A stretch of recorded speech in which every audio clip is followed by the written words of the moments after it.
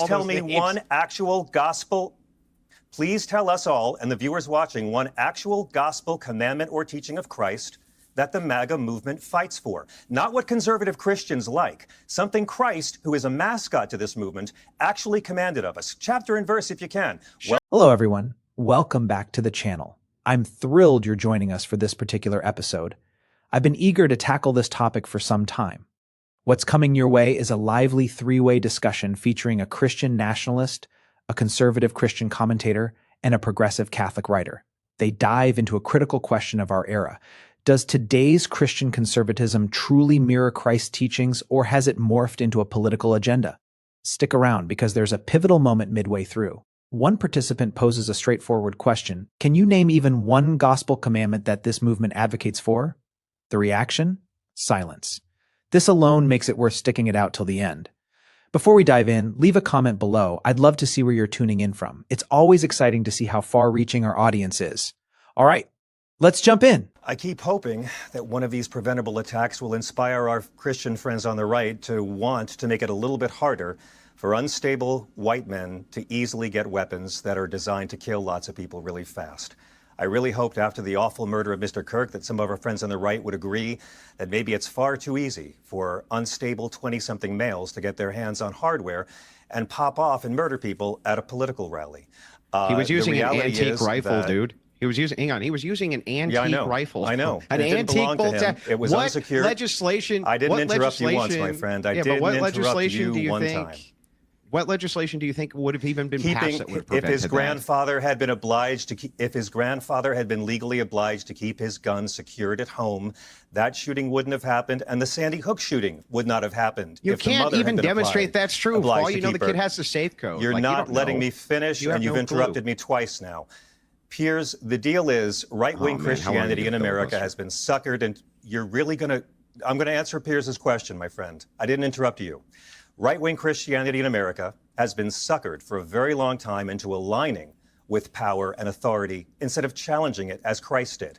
Donald Trump didn't get the love of evangelicals by promising to do a damn thing Jesus commanded of us. Right-wing Christianity does not fight for the things Jesus commanded and taught us to do. Right-wing Christianity fights for conservative Christian power over every level of society. They do not fight to welcome the stranger, as Christ commands in Matthew 25 and as God commands throughout the Old Testament. They do not fight for individuals and nations to care for the sick and the poor, as commanded by Christ in the judgment of nations. They fight for right-wing conservative Christian power, and America is suffering from a gun plague where children are now killed by guns more than disease, more than they are killed by car accidents. And I keep praying this is exactly the sort of situation where a religion based on love and empathy will come to our rescue. And yet, our conservative Christian friends are locked in this mindset that somehow personal freedoms matter more than the lives of Americans. Isabel, you've been pulling... hang on, let Andrew, I'll come back to you, but let Isabel react, because you've been pulling a lot of faces as you were listening to that.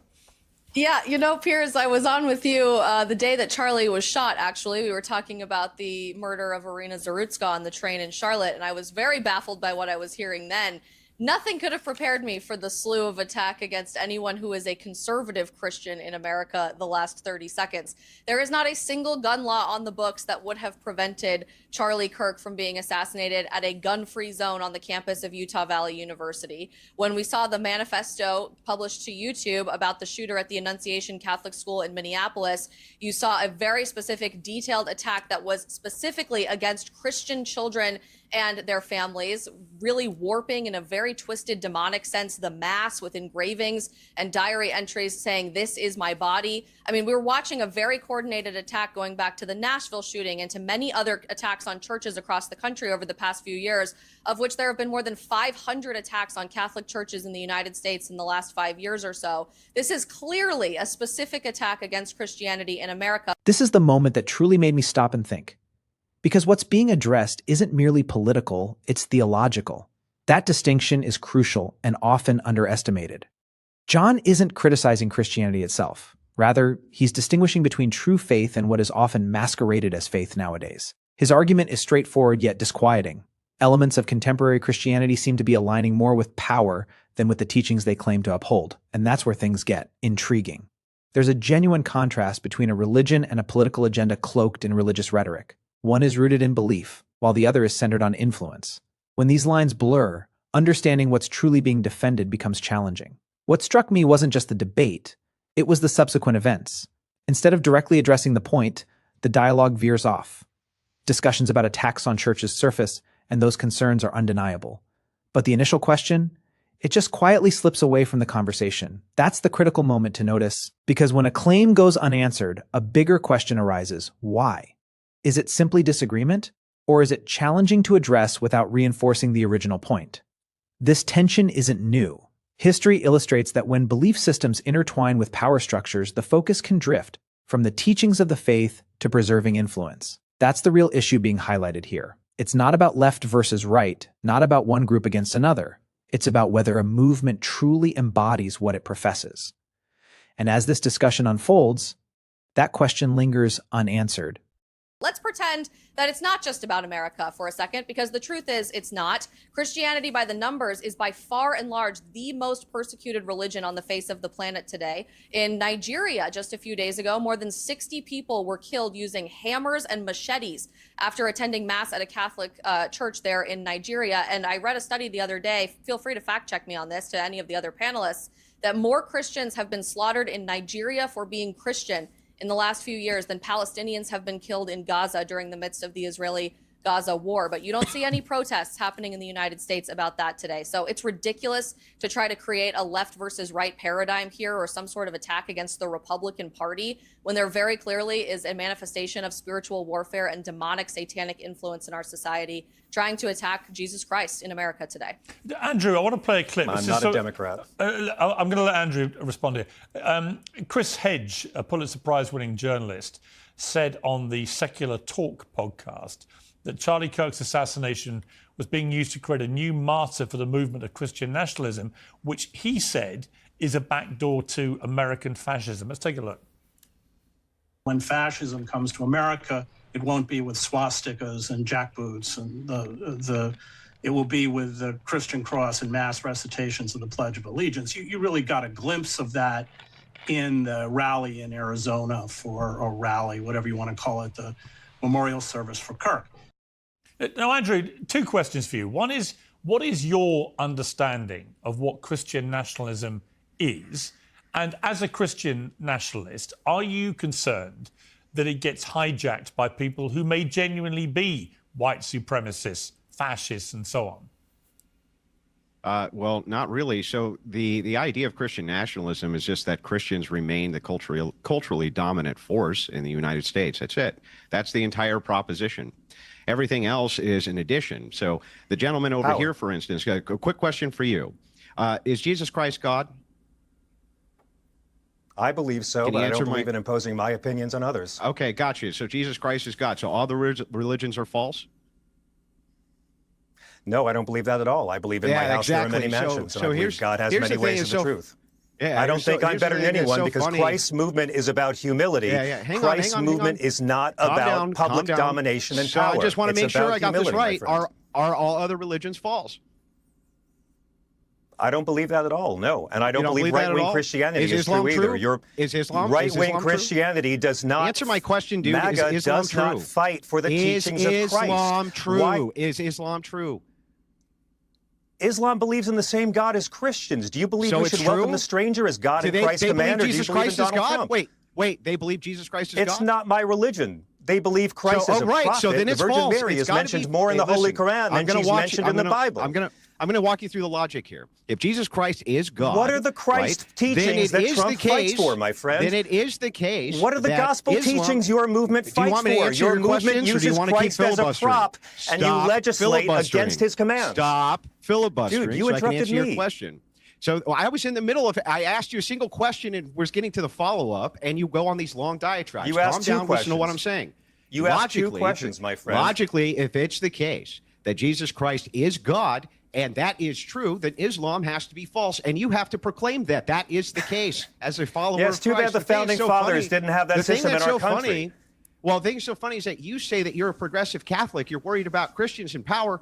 You say that Christians are out here. Oh, Andrew, Christians are out here. They should be looking at these other immigrants as religious refugees. That's what you said, your own They're words. actually Christian refugees. At our border, they are Christian refugees that y'all have been socialized to call illegals. Then how come you lobbied for Kamala Harris, raised money for the Harris campaigns, a Democrat operative, when she said that she wanted staunch border policies? She literally went to Guatemala and said, you're not allowed to come. This is the juncture where clarity should emerge, where ambiguity gets set aside and hiding behind expansive ideas no longer works.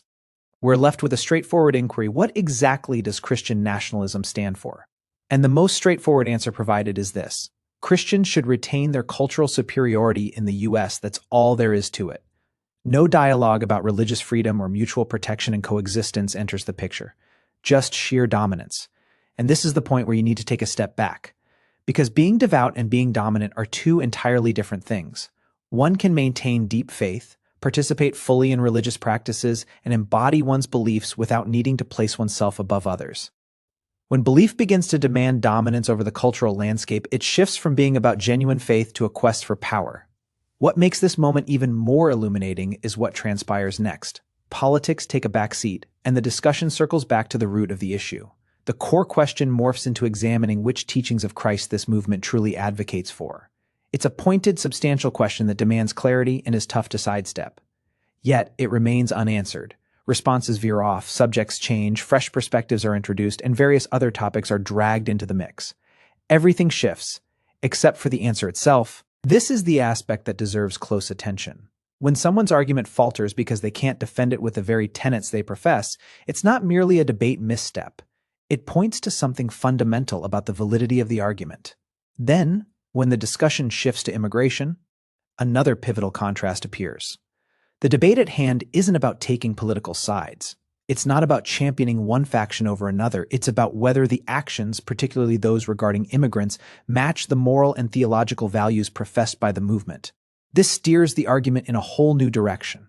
Once the discussion pivots from political rhetoric to foundational principles, it's much harder to sidestep, tougher to spin, trickier to respond to without engaging directly with the issues raised. In this conversation, that crucial question continues to get sidestepped. It remains unsolved, unaddressed, simply deflected. And often, that dodging speaks volumes more than any answer could. Democrat Her operative policies caused less harm than Trump's. Trump's, my friend. And her policies were closer to the actual teachings of Christ than Trump. Let me ask you Then that would be the exact same logic that we would have. May I respectfully ask you one question? Can You're I ask such you one a hypocrite, question? by the Will way. you please? May I please Total ask you one hypocrite. question now that you've asked me Yeah, so go ahead. many, and now that you've called me names? Dude, hit the other cheek. I can take it. Call me more names. I want to ask you something. Please tell me one actual heretic, gospel false commandment Christian, or total teaching liar, of Christ. complete fraud. Please tell me one actual gospel. Please tell us all and the viewers watching one actual gospel commandment or teaching of Christ that the MAGA movement fights for. Not what conservative Christians like. Something Christ, who is a mascot to this movement, actually commanded of us. Chapter and verse if you can. Sure. Welcome the stranger. Individuals and nations take care of the poor. Stop executing people. Your movement. you want me to answer, or are you Let him gonna answer the question then. Please Do you do. want me to Andrew? answer, or Please are do. you going to answer? So the truth of the matter is Give me that one. if you're really as concerned with the poor as you claim, you would be all about the MAGA movement, who's trying to stop I'm asking you job-crushing for one immigration teaching of the to poor. the United States. I'm giving it to you. Calm down. Christ commands us to welcome the Calm stranger. down Don't so talk I over can each answer other. your Here. question. Calm down so I can answer your question, lunatic. I'm going to answer it precisely. Here's how it The works. names of this guy. If it is the case that you make these bold claims like you do in your book, that Christians ought to be paying taxes for the poor so that we could, for the poor, we got to give it all to the poor. That's what your view is. That's not my then it would be suggestion, the bro. That's case Jesus' suggestion. then it would be the case. Then it would be the case that you would not want these job-crushing waves of mass migration coming to the United States, which displace One teaching of Jesus, the poor. Andrew. Just one. They Give me one. displace the poor. Give me one I teaching just of Christ. explained to you that Give me if one it's the teaching of case, Christ you fight for. I just did. I just explained to you, if you really want to uplift the poor, you don't do it with crushing What mass Jesus migration. teaching did you crazy. explain? I just explained to you that by your view of what Christians What ought to be teaching? doing, we are doing it. Do you not understand this? Christ it's an internal says that critique of your individuals crazy and position. nations will be judged. Christ says in Matthew 25 that individuals and nations will be judged, heaven or hell, And by tell how me they this. care for the sick, care for the poor, welcome the stranger, and care for those in prison. MAGA legislates and votes against these commandments of Jesus. And what was the Kamala Harris? What was the Kamala Harris Christian doctrine that you were for? Kamala Harris is closer by light years to the teachings of Christ than the Republican Party, but I don't consider the Democrats to be. Here's the turning point we've all been waiting for. The question posed is quite straightforward. Can you cite a single teaching of Christ that the movement advocates for? Just one. If possible, include chapter and verse. And what's the result? The reply veers off into discussions about economics, immigration, job issues, the plight of the poor, anything but the original query. Not a single verse or commandment gets mentioned. This omission is more significant than it might seem. When someone claims their political stance is grounded in Christianity, the expectation is that it should be justifiable through the teachings it professes to uphold. Yet when that defining moment arrives and they fail to do so, the dialogue veers away from matters of faith entirely. This is where things get enlightening. It circles back to the core. Direct references are made to some of the most explicit ethical teachings in the New Testament: caring for the sick, helping the poor, welcoming strangers, and showing compassion to those imprisoned. These aren't vague concepts. They're direct mandates. And instead of rebutting with relevant scripture, the reaction is one of irritation and evasion, lacking any counter-argument rooted in the same text. This is the striking part. The situation is not about challenging Christianity, it's about scrutinizing it from within. It's questioning whether a movement that professes to embody those teachings can genuinely reference them, clearly, directly, and consistently. Within this discussion, an answer never surfaces, and often what's left unsaid speaks louder than any words could. So, what are your thoughts on this moment? Share them in the comments, give this video a thumbs up if it made you reflect, and subscribe for more insights like this. Catch you in the next one.